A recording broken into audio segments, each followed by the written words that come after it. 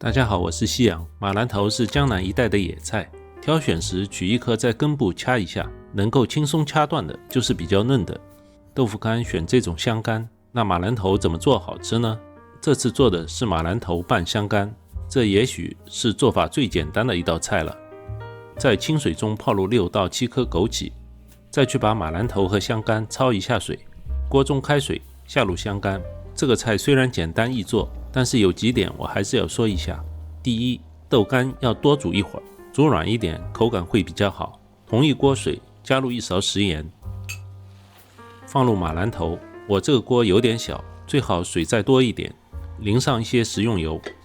水开后立刻捞出，浸在冷开水中。马兰头不要久煮，久煮容易烂，所以最好焯烫的水要多一点。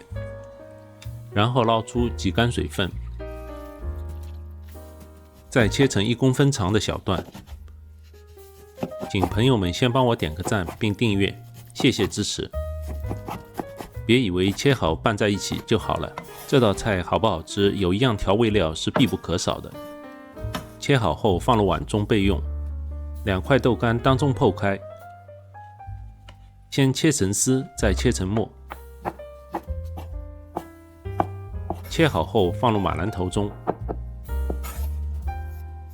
碗中加入1勺食盐、1勺白糖、1勺生抽、1大勺麻油。这道菜的灵魂就是这勺麻油，喜欢的还可以多放点。搅拌均匀，如果你迫不及待，现在就可以吃了。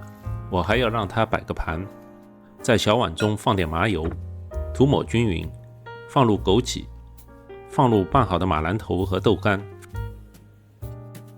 用手压紧，盖上个盘子，我翻过来，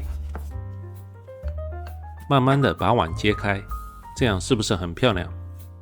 这或许是春季美食中最简单的一道菜了，你可一定要试一下哦。马兰头还有什么好的做法？欢迎在留言中一起讨论。我是西洋，请别忘了订阅这个频道。谢谢收看，我们下期再见。